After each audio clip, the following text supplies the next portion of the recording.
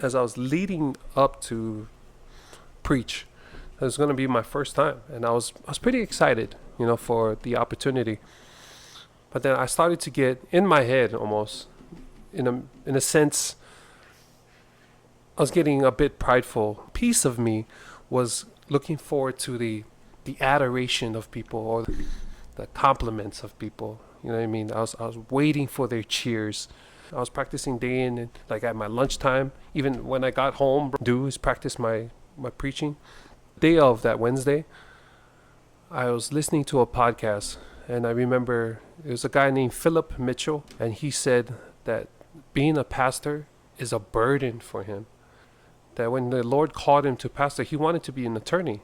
Being a pastor is such a burden that it's his cross. I don't do this for the fame, because he's been blowing up on social media and stuff. Like, I don't do this for the fame, for the adoration. Like, I do this because it's out of obedience. And when I heard that, bro, I paused it I was driving home, and I prayed a prayer. I told Lord, forgive me, like, forgive me for ever wanting the adoration, ever wanting the praises and compliments that I was looking forward to getting. A bit of that pride, please remove it. If it's not of you, please let it go, Father. I started crying. I told him, like, if nobody else hears me, Father, Lord, just hear me. I don't care about anybody else. Lord, please hear me. I just want you to hear me in that building. And so I had that heart that Wednesday, and it went well. There's other things I could have slowed down a bit more. I felt like I was rapping on stage, because I was just blowing by it, bro. I felt like I was speeding up at parts. I could have just slowed it down, took it easy. But that's just being my own critic. That's what I told him before I stood up to teach on Thursday. I prayed to the Lord, Father, humble me. And I thought it was going to be in a way that nobody was going to show up to young adults. Like, that's how I envisioned him humbling me. Not knowing that me choking and stuff like that, that was his way of humbling me. Water all over your beard.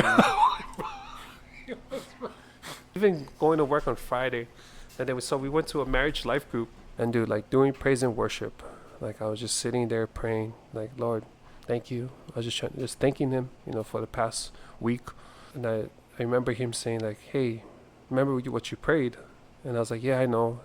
I was like, thank you for humbling me. I know I prayed that before. Thank you for humbling me. And then he's like, yeah, you asked to be humbled, but I still heard you. Ooh.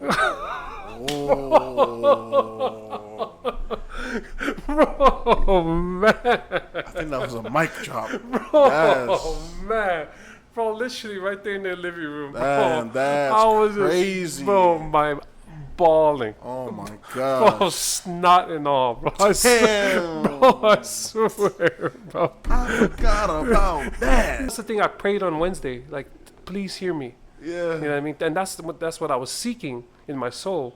And then when he all full circle that Friday, he was like, you asked to be humbled, but you had to remember, in order for me to answer that prayer, I had to hear you. And so he told me, I heard you. Anyway, right when he told me he heard me, like, the condemnation I felt that week of, like, just, dude, it felt like it lifted. And I was like, and I just started thanking him.